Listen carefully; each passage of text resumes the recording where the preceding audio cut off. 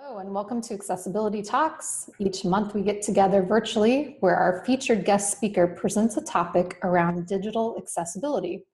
Then we open up the floor for any questions or comments from the audience. In the past, it's mostly been just me organizing, hosting, and promoting it all. But as the meetups have grown, I've gotten busier with different accessibility endeavors. I thought it was time to open up Accessibility Talks to some more people. So going forward, you'll see some new faces. The most recent additions are Donna Bungard and Amy June Heimlein, who will be joining the team to bring you even more accessibility goodness. A little bit of backstory on those two. Donna is a project strategist at Tandem with multiple accessibility and content strategy certificates to her name. Growing up, Donna was the only one in her immediate family without a disability.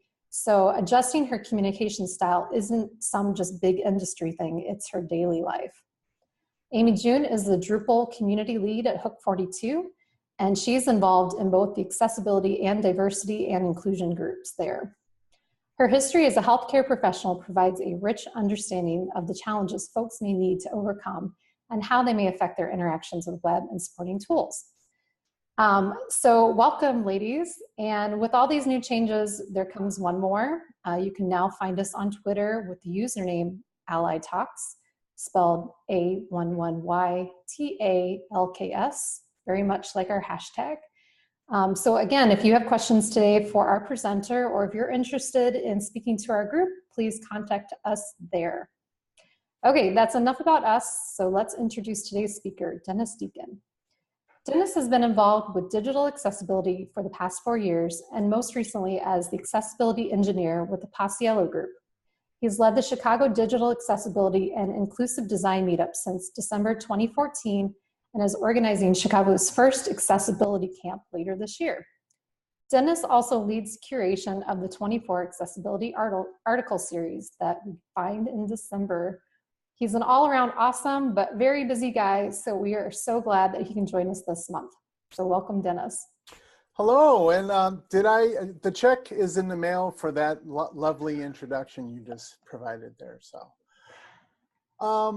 okay, I'm going to go ahead and share my screen. Hopefully everyone can see the title slide.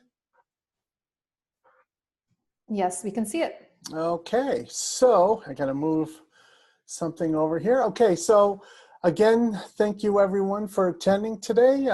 Today we're going to talk about sort of a passion of mine besides accessibility is the organization of accessibility events, meetups, camps, and beyond. My Twitter username is Deacon Spray, and this presentation can be accessed after this event at bit.ly/2 capital K, capital Q, capital G, 6, capital T, Q. So without further ado, let's go ahead and take a look here. So my story, and again, Carrie really summarized this perfectly, so I can just breeze through this. I've been doing digital work for over 2 decades, primarily in the financial and the airline industries. The last 4 years, I have been the creator and organizer of the Chicago Digital Accessibility and Inclusive Design Meetup, and also the creator and co-editor of the 24 accessibility article series that started last year. For the past year, I've been an accessibility engineer with the Paciello Group, which has allowed me to get very in-depth into digital accessibility. So what is a meetup? Basically, a meetup is a very informal meeting or gathering of like-minded people on a particular topic. Meetup.com is a very popular platform for this, but it's not the only platform. Some people use Eventbrite to organize these type of gatherings. As of yesterday, someone is moving from Meetup to LinkedIn groups, which I can't wait to see how that works out. So it really doesn't matter which platform you use. It's just that you organize and get the word out about your organization.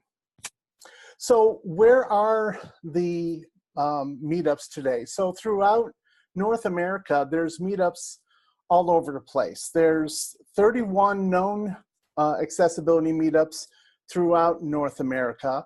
I am very happy to say that our Chicago meetup is the largest in North America. However, with that said, the roads to that have been laid by other meetups, such as the one in Toronto, Canada, as well as Washington, D.C.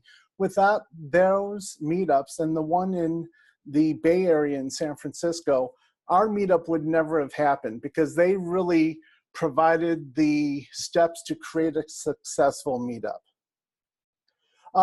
Throughout the world, they're not just in North America, they're throughout Europe, India, as well as the South Pacific in New Zealand and Australia. You'll notice at the bottom of the screen there is a resource. Deborah Edwards-Honoro, or who goes by Red Crew on Twitter, she has a list that she manages of all the in-person meetup groups dealing with accessibility and inclusive design. So you definitely want to check that out to see if there's one in your location. So why create an accessibility meetup? When I started in accessibility, I started only for selfish reasons. I started because I was interested in going into user experience, and the Airline Carrier Access Act had just come out at the end of 2013, and members of United Airlines user experience group were very interested in understanding what was needed to be done within the airline.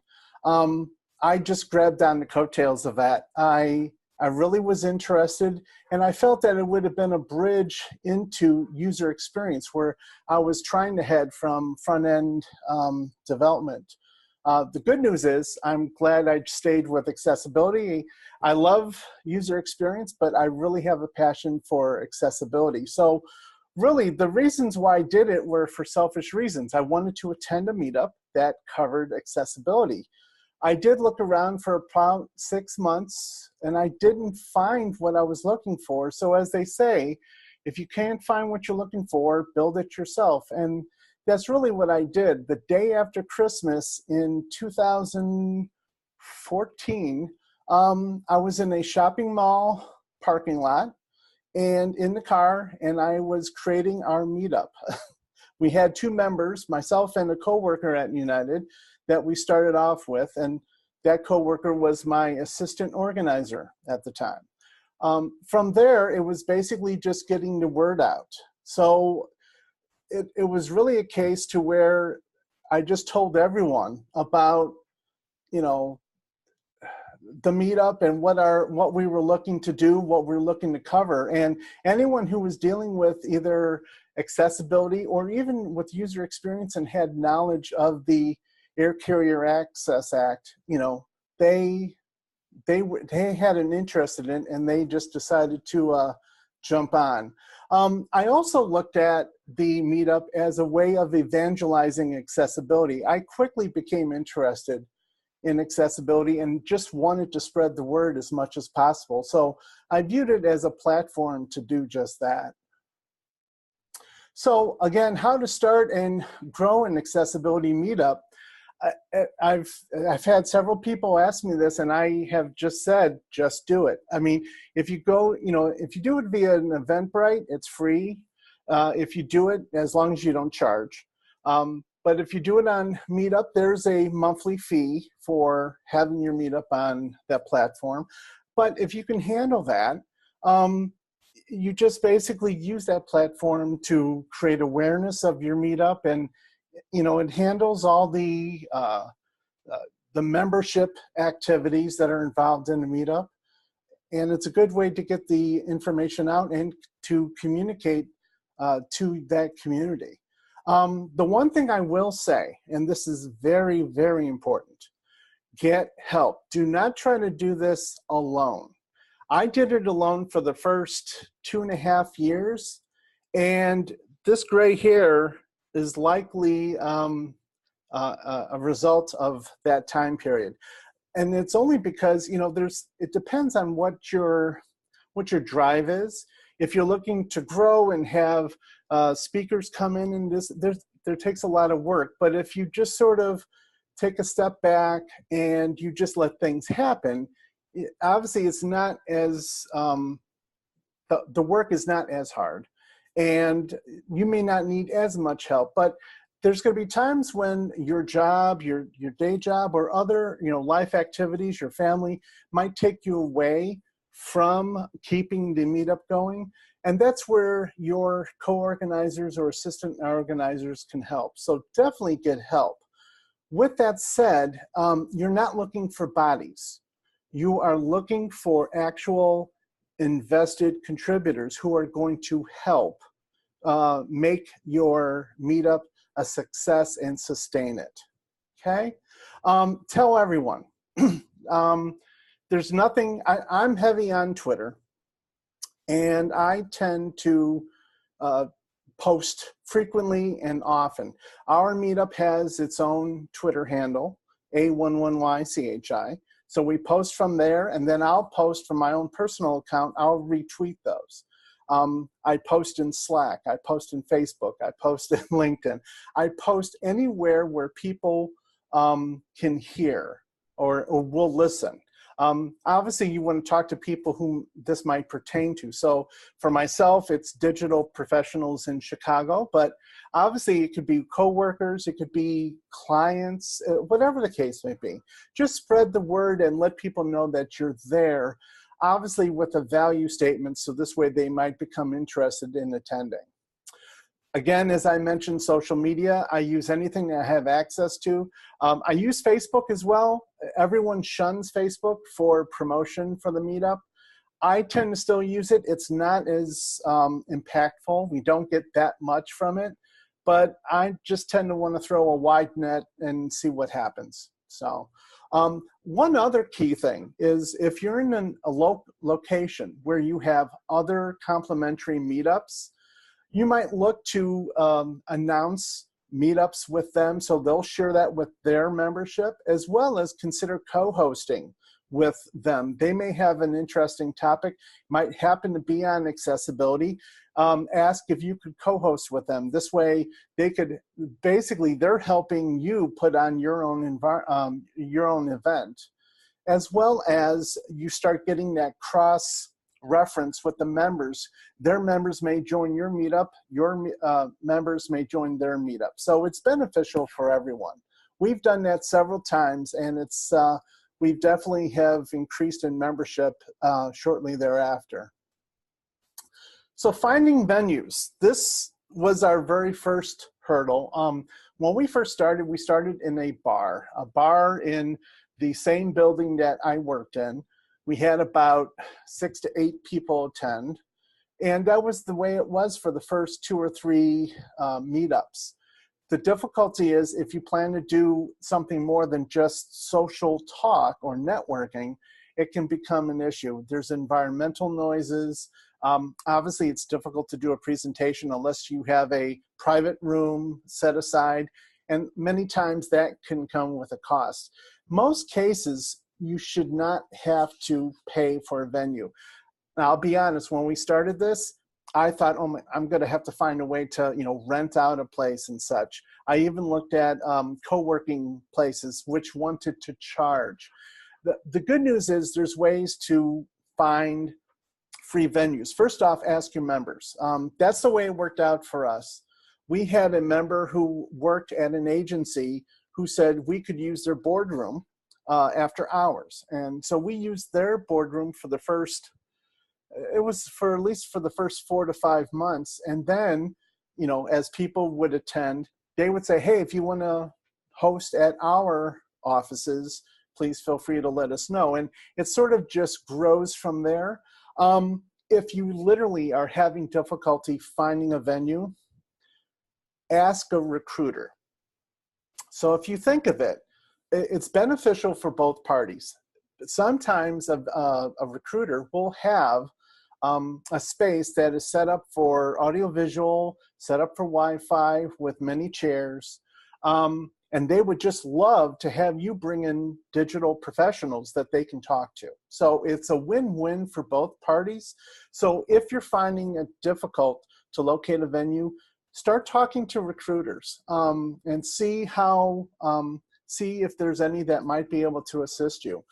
With that said, you want to make sure that whatever the venue is accessible. It'd be awful if you had an accessible event planned and then the venue was not accessible. So make sure you got all the ADA compliance, make sure the door widths are fine, make sure there's no steps, make sure that there's accessible restrooms. AV, make sure that you have the proper screens or monitors. Make sure that if there's a projector, let's say, hanging on a ceiling, make sure that when it projects, it provides enough brightness, enough contrast. We recently had a venue that we took a look at that the room was fantastic. I was really excited by it. And then when they turned on the projector, I said, oh no, because literally the contrast was very low, it was dim, and you really couldn't see it. And that was a shame. Wi-Fi. If you're going to, obviously many times speakers are gonna either wanna show their presentation from a server, a web server, or they wanna perform demos. Make sure that you have good Wi-Fi. In fact, there's going to be cases where your audience might want to take advantage of Wi-Fi. So definitely discuss the Wi-Fi capabilities with your venue host prior to agreeing to set up your venue. I will say that most cases, they will say, oh yeah, Wi-Fi is fine. And then you'll find out that, oh, it wasn't as good as we thought it was. So just realize that no matter how good they say it is, it's likely going to be less than what you thought at some point, okay? The last thing I'll say about venues is consider switching it up. For a while there, we were hosting our events at the same venue at the same location each and every time. And while that's good, that location might actually be bad for others. So it doesn't hurt to switch up locations. I know the Meetup in San Francisco, they changed from downtown San Francisco to a location that is closer to the airport, closer to, I want to say to San Jose. That could be a far stretch there. But they typically switch back and forth from that. So this way you can, obviously you're not going to have the same members at every event at all locations. But this way you'll be able to attract new and different members each and every time. And I really should actually forward through this. This might actually help me with my notes here. But so those were all the talking points. Finding speakers. So this can also be a challenge as well, especially if you're starting in an area where you don't have a network of connections, you don't know many people. Again, the key here is to start asking your colleagues who do work with accessibility. Find out if anyone is doing any projects that have accessibility involved. Talk to them, see if they'd be willing to speak. Many times they may be hesitant. Maybe they have a problem with public speaking, okay? Again, ask Meetup members and constantly say, hey, if you have a topic you'd like to share, please feel free to. I will say I get less traction from that than I do if I merely sort of listen to what members are saying. Sometimes they'll say something that sounds like a great topic, and then I'll just encourage them to potentially speak at a future meetup.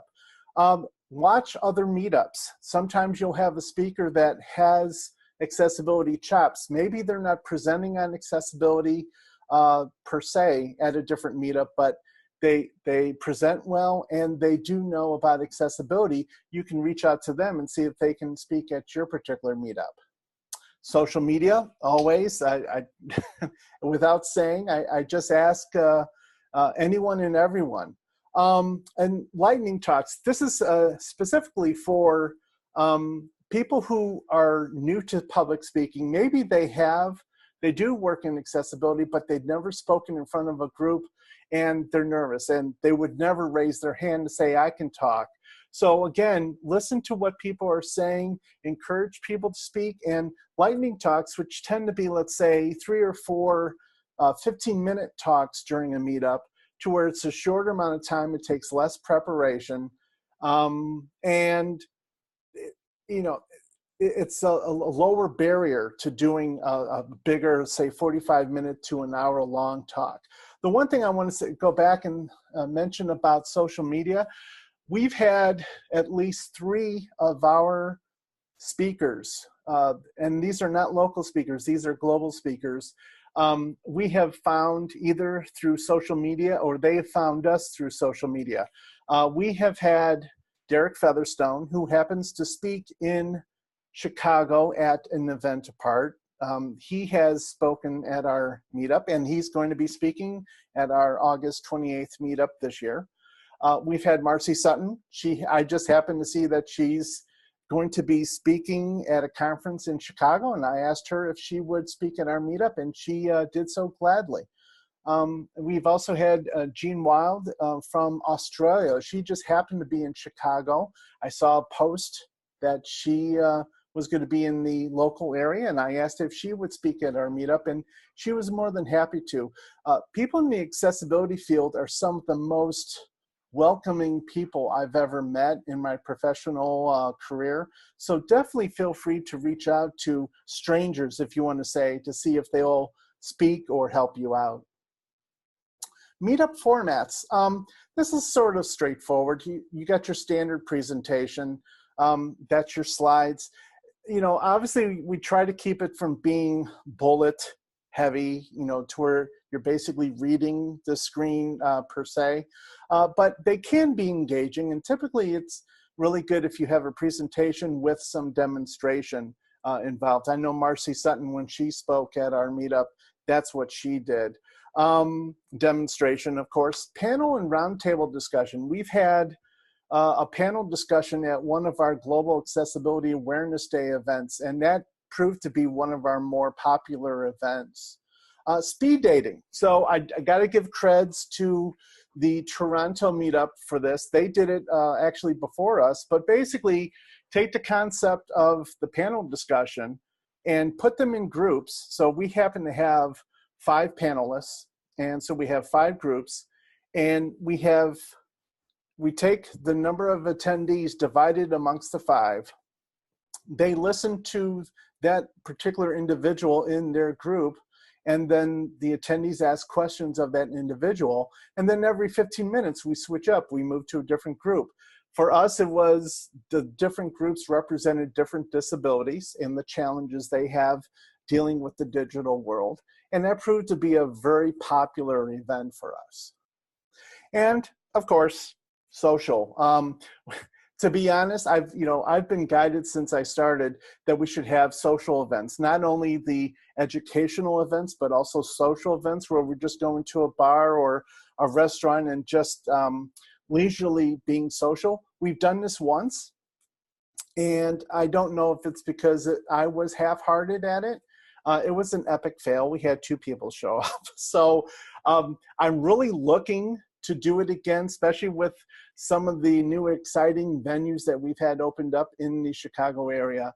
But definitely trying to mix it up. The key here for the formats is to keep it fresh, to keep mixing it up. Some people don't respond to presentations, but they might very well respond to something that's more interactive. So, accessible presentations. Before I start this, I just want to say that we have our guidelines for our meetup on our GitHub. It's github.com/A11YCHI/A11Y-presentations. Okay. So across these next 2 slides, we talk about the things you can do to ensure that the presentation is accessible, or as accessible as you can get it, as well as what the presenter should do while giving the presentation. So first off, your presentation foreground and background colors. The same thing as we deal with in the accessibility world with color contrast and such, you really do need to think about for your slides.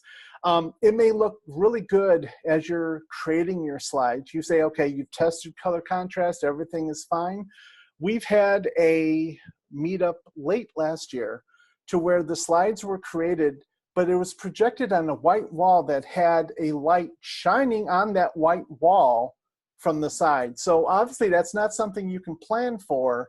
And obviously once we saw it, you know, we sort of cringed to say, God, this is difficult to see, especially from the back. So you definitely want to make sure you're providing as much color contrast as possible between foreground and background. One thing you want to keep in mind is it doesn't have to be black and white. I mean, a lot of times we'll guide dark background, light foreground, but it doesn't have to be black and white. You can use color. In fact, color creates that visual interest. Just want to be mindful of the foreground and background colors for color contrast. Font size, think big, and think about the font weight as well. The Toronto conference, so the Meetup held a conference last year for the first time, and one of the things that, thank goodness that they were sharing photos from the conference. One of the things that I noticed is there was a slide shown, and this person was sitting in the very back row, and they took a picture, and you could still very easily read the contents of the slide, which means that you may create font sizes that are bigger than you may normally think or consider. But definitely know that the people in the back of the room will definitely appreciate it, as well as those people with potential low vision disabilities or impairments. Consider the amount of content per slide. So if you think of it, and we're going to get to this in the next slide, but if you have text on the slide or content on the slide, you really need to communicate that information and describe that information. I am very aware of this. I did a WCAG presentation several months ago. And as you know, WCAG is very text heavy. And if you start trying to put in all the information about a particular success criteria, you'll realize that if I'm going to read this, this is going to be too much. So definitely consider trying to limit the amount of content you have per slide. Make sure it's concise and something that you can easily verbalize as well as describe on the slide.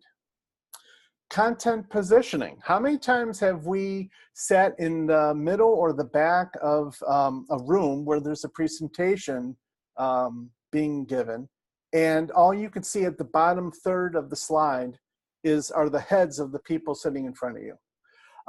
So definitely consider, as you're limiting the amount of content per slide, definitely consider keeping it in the upper 2/3 of the area, of the slide area. This will also come into play if you're recording this, and now you're going to add captions. Now, captions don't have any competition with the background text. You will have a clear area to display captions. And slide effects and transitions.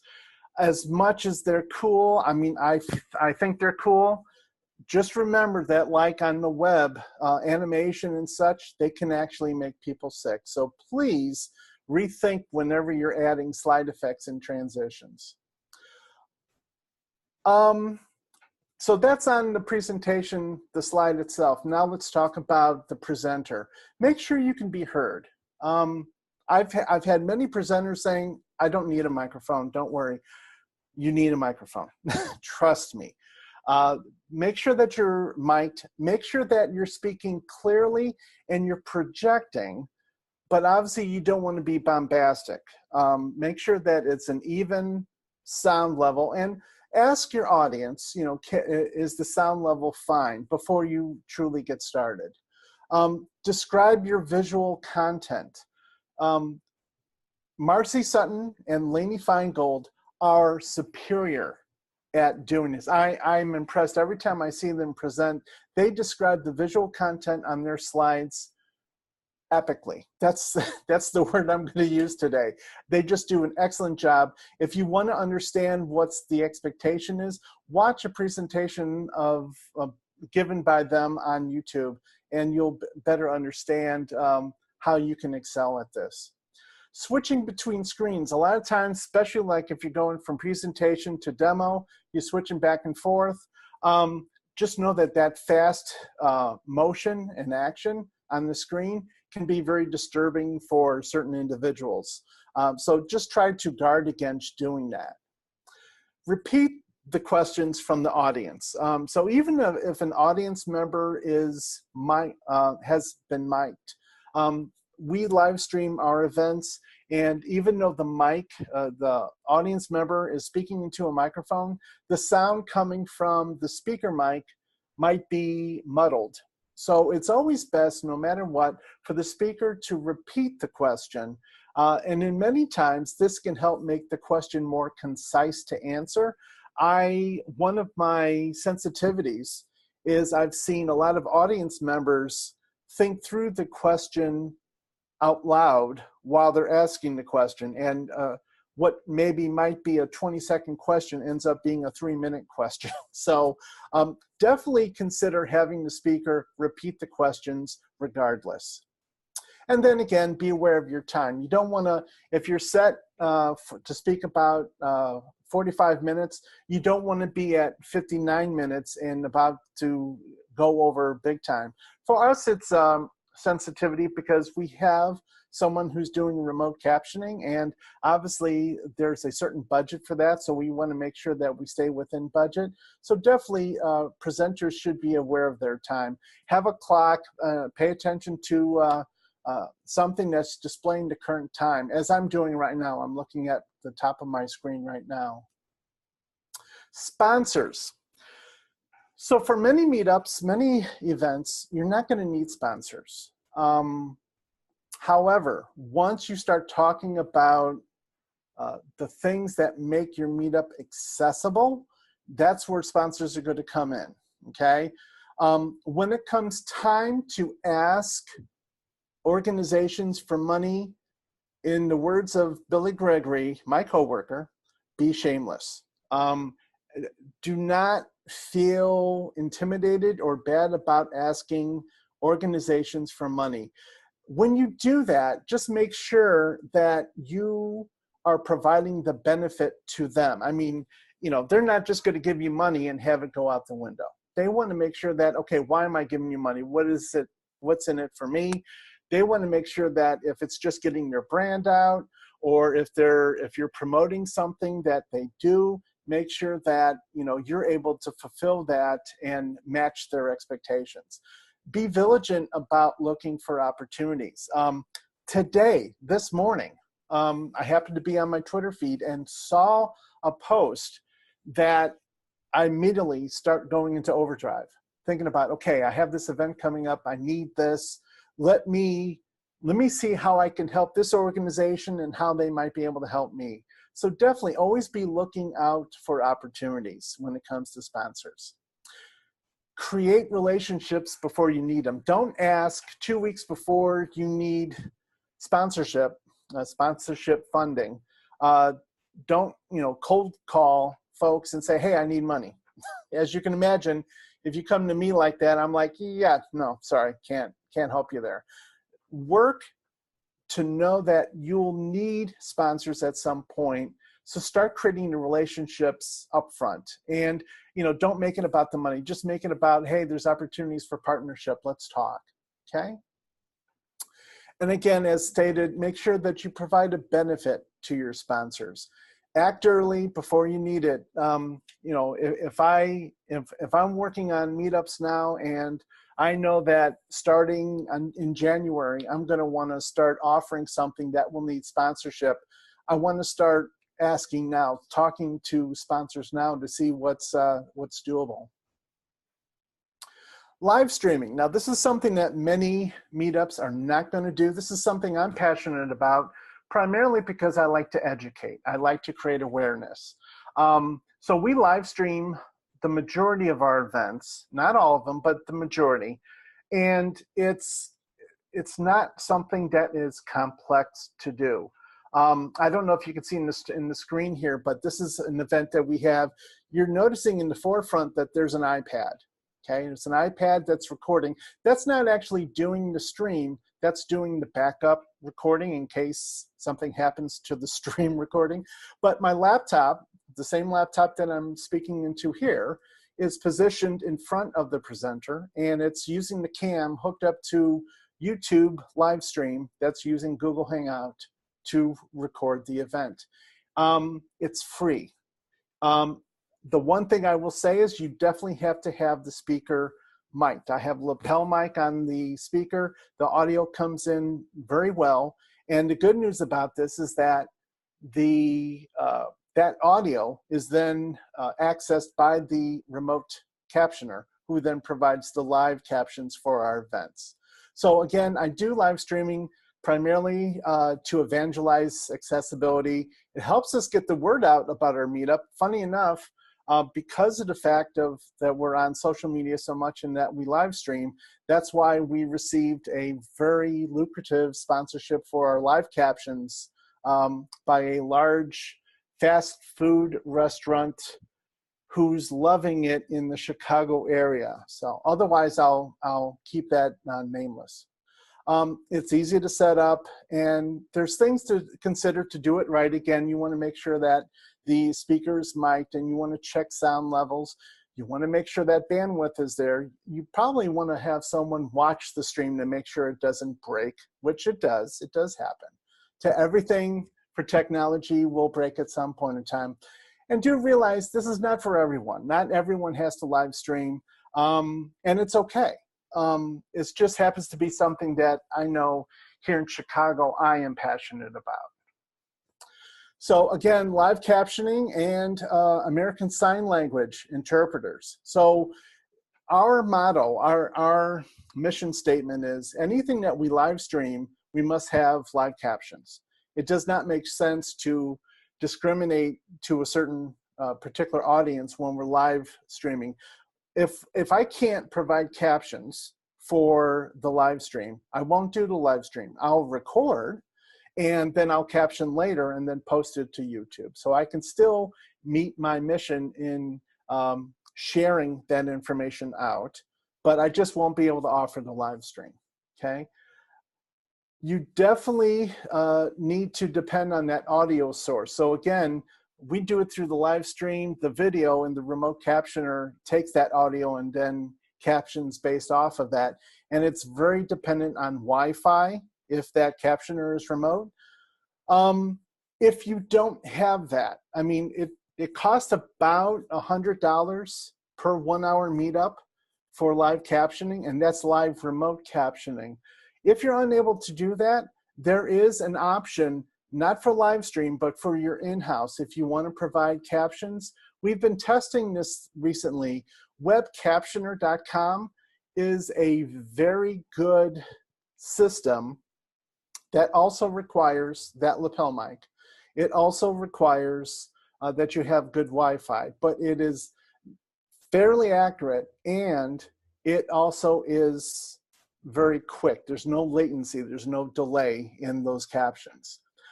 ASL interpreters obviously must be on site, and of course that's going to cost. So, and then also do realize that when you have American Sign Language interpreters, sometimes it's not just one interpreter. Depending on the length of time and the number of people you're speaking to, you may need multiple. So this way they have a break. Typically they sign for about, let's say, 15, 20 minutes, and then they'll switch. So do realize that you may actually need more than just one interpreter for a given event. And then also, for like deafblind, for our Global Accessibility Awareness event, we actually had 2 deafblind individuals, one attendee and one presenter, and we needed multiple interpreters for that event. Attendance. So now this is going to be a shock to many people. You may get excited when you see your RSVPs jump to 100, even greater than 100, and you know you've told the venue host, listen, we got 100 people coming. Make sure you have enough seats. Make sure you order enough pizza. I'm going to tell you right now, the first time you go through this, it's going to be disheartening, disappointing, and you possibly might have an angry venue host. Because the thing is at least in the meetup world that I have experienced, if you get 100 people who RSVP, typically on average 50% show up. We've had it as low as 30% show up. Our last meetup last week, which we actually view as being a good attendance, we had 123 RSVPs. We had 42 people actually show up. Now that's due to weather. We had some bad storms here just prior to the meetup event. But it's a case to where you just have to set expectations. We have an upcoming event. The room can hold 80. We're setting RSVPs for 160. Because we know that we'll only get 50% turnout. People will have, life happens. People's plans change. People's priorities change. They may want to attend, but then something more important comes up. So then they decide not to show up. One of the things that we have found to reduce that is to reduce the amount of time between announcing the meetup and the actual event itself. We used to announce almost a month in advance. We've reduced that to 2 weeks, and we found that has helped because people who a month before, oh, this sounds great, and then they actually forget about it. They don't pay attention to the emails or whatever the case. So with free meetups, you're going to have this to where people just don't show up. It happens. It's the way of the world, if you want to say. We expect an average of 50% turnout for most events. And the way to counter that, again, is to reduce the lead time. Also, if you know you're going to have food, definitely highlight that in your announcements.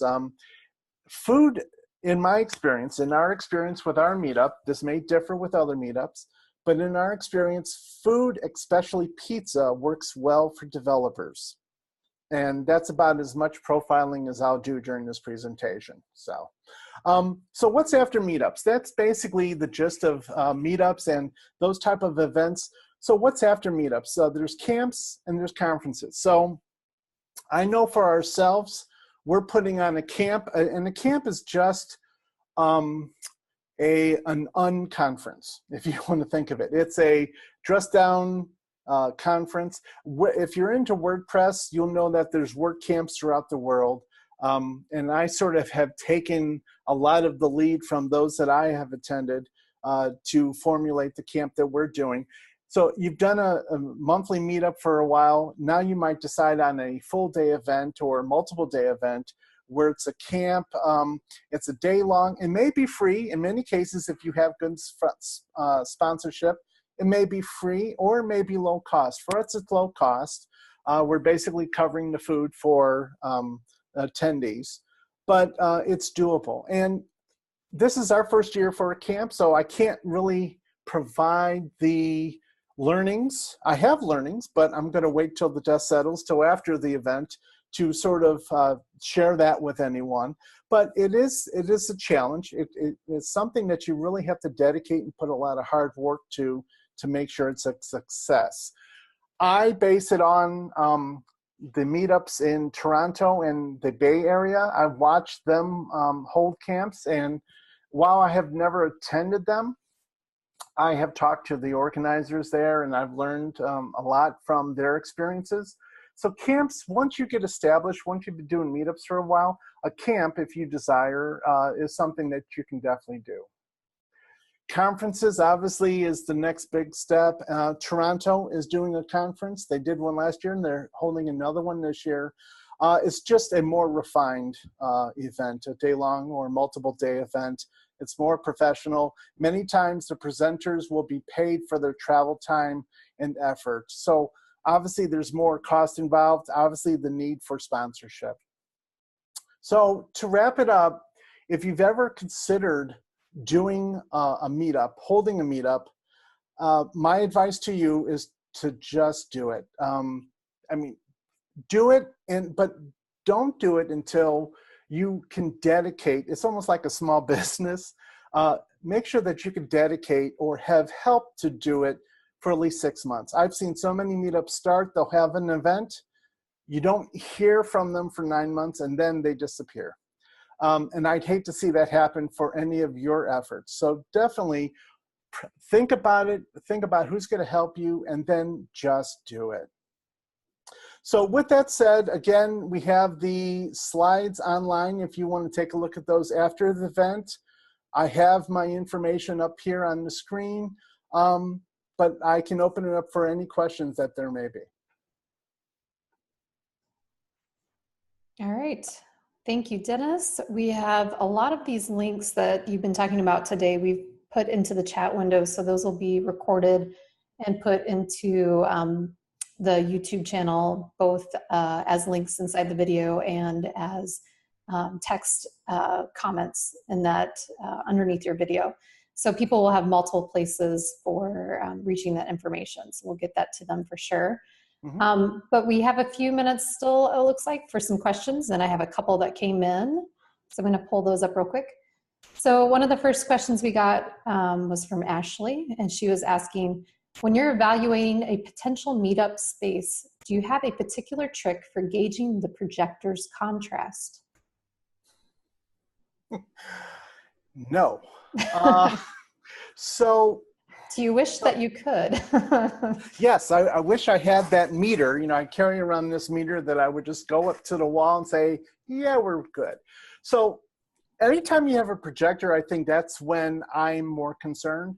And that's something I can ask on the phone. I can say, okay, so what kind of, do you have LED monitors? Do you have a projector? We've actually had an event where they had a good projector, but the projector was at people level. It was literally like right where if I were sitting, the projector, I could touch the projector along on my side here. And the problem with that, of course, is now you have people walking across the screen, and it's blinding to the person who's walking across the screen, and also it disrupts whatever you're projecting. So it's obviously good to have it up on the ceiling. With regards to contrast, if I ever have a concern, like so for the camp, that was a concern. We just plain asked, can you take a picture of a slide being projected on the screen? And we'll gauge it on, you know, are the lights on, are the lights off? We tend to want to have the lights on. So I'll just tell a very quick story. At one point in time, I thought I was doing a service, making something better by turning off the lights at a meetup, thinking that the slides, the screen would be easier to read. Afterwards, I had two deaf individuals, attendees, come up to me and said, we thought the presentation was great. However, because it was dark, we couldn't read lips. This is before we did captions. And as awful as I felt at that moment for doing a disservice to those two attendees, I told them, thank you. You've given me, like, it's Christmas morning. You've given me a gift, and I just love it. So those learnings are something that you'll encounter all the time. Yeah, and that's a good segue to another question is from April. She asked if there's a place to learn about how to accommodate for certain needs. So how do you know, how can you anticipate who's going to attend your sessions and what needs they may need? If that makes sense, what needs they may need. That was good. I like that. Say that 10 times fast, exactly. As they say. So you can ask. So I know on the Meetup platform, you can ask a question when someone's RSVPing. We use it to obtain their full name because on the Meetup platform, people tend to not want to provide their full name, probably for privacy and such. So for the RSVP, we ask for their full name that we have to give the building security. In Chicago, most of our venues have strict building security, so we use it for that. However, you could actually ask, do you need accommodation? And in that case, someone could let you know if they desire. They could let you know like what their needs are. Mm-hmm. It's not so much with people with low to no vision. I'm fortunate to where I know many of the attendees. So as I look at the list of attendees, I know what their needs are. But there's cases to where, let's say, for instance, I have an individual who uses a motor scooter who has cerebral palsy. And when he first attended our meetup, I had no idea no idea what his needs might be, what, how I could make the event as positive for him as possible. The only thing you can do is if you need to ask, ask what their needs are for accommodation, and feel free to reach out to them. If you know who they are, if they've informed you up front, feel free to reach out to them. Just say, what accommodations do you need to make this an enjoyable event for you? So yeah, it sounds like besides knowing them already and knowing some potential needs that they may have, having that maybe on a form field or somehow asking for that information or feedback, either ideally before your meetup, but also like you were talking about your discussion earlier, your story, that sometimes that feedback happens after as well. So just being flexible and being able to accommodate and learn from it and continue to tweak the presentation or the meetups or whatever it needs to change. Exactly. And, through the almost 4 years that I've been doing this, even now, I still make mistakes. And you just have to live with the fact that I'm going to make mistakes, but the good news is I'm going to learn from those mistakes. And the individuals with disabilities who have attended our events, I don't recall any who have been put off by anything we've done. Mm-hmm. In fact, they're appreciative that we've actually given attention to their needs for accommodation. So as long as you try to work to improve and do the best you can, I think there's appreciation there. Most definitely. I think we all learn trying is part of it and continue to doing this.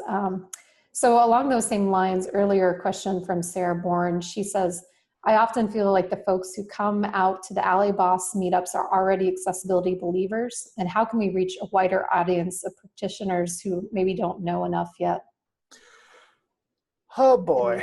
I know that's a hard question to answer. No, it's not hard. It's just that we don't have another hour. So I'm going to give you the cliff notes. I am a guerrilla promoter.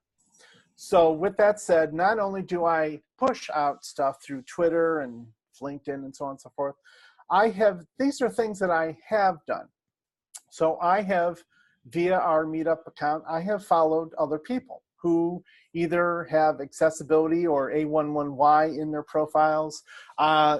If they're a web engineer or web developer, if they have UX, I'll just follow them. And what ends up happening is they will, let's say a third of them will actually follow me back, and then a portion of those will actually join the meetup.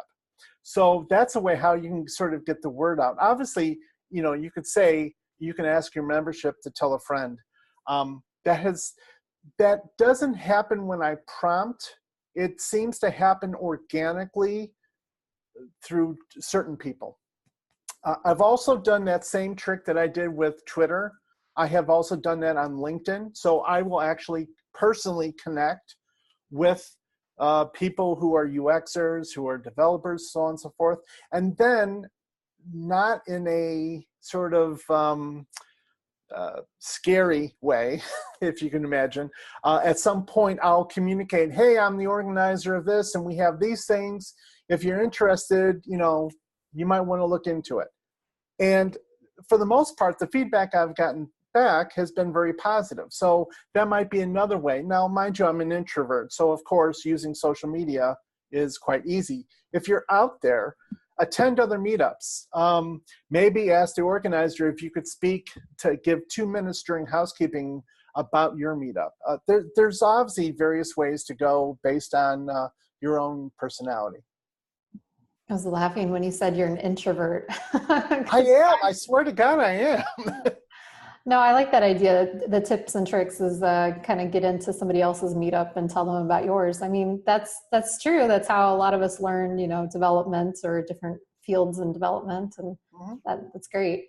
Donna was saying that introverts often make the best speakers. They just need to overcome their fears. But exactly. No, well, we have a couple minutes left. I don't have any other questions for you specifically from the audience, but I'm kind of curious if you could tell us anything about your numbers and whether or not, you're happy with the way things are progressing, or if there's more things that you're hoping to try in the near future to boost your event numbers. Well, that's an interesting question. So our numbers, so first off, let me preface by saying that I'm an only child. So you may not understand, how does that even enter into this? Only children are spoiled brats. So I'll never be happy. You know, if I have 1,500 members, I'll want 3,000 members. You're getting me in trouble. No, only children are not necessarily spoiled brats. Okay, I think that from my own personal experience, speaking for myself, how about that? There we go. Yeah, I'm sorry about that. But with that said, I'm always looking to improve. You know, it was funny because I was having a discussion with another organizer where, you know, we're talking about quantity versus quality. And I totally get it. I mean, we have over 1,500 members, but we struggle at times to get 50 to 80 people to show up at a given meetup. So then you start thinking about, so what's the quality of that membership? And I will agree. I personally plan to communicate sometime in the near future, communicate with those people who we haven't heard from in a while and just say, hey, you know, we haven't heard from you in a while. Are you still interested?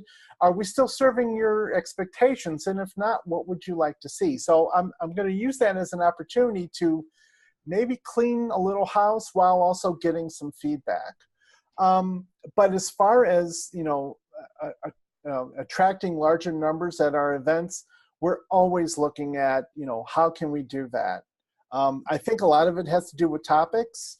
I think a lot of it has to do with location. I mean, you know, when we have a meetup in the heart of the Loop in downtown Chicago, well, we get typically a great turnout.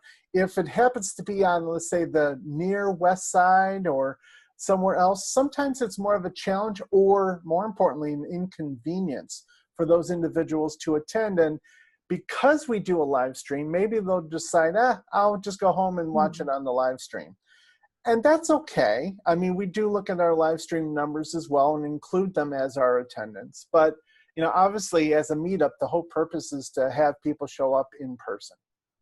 Yes, and that's wonderful. Thank you so much. It's so much information. I feel like we could do a whole nother talk just on how to up numbers and tips and tricks. But yeah, I appreciate your time again today, and they're wonderful questions, a lot of activity here in the chat channel. So I'm going to get all that together and put it on the YouTube channel soon. And but in the meantime, I'll see you on Twitter. And thank you all.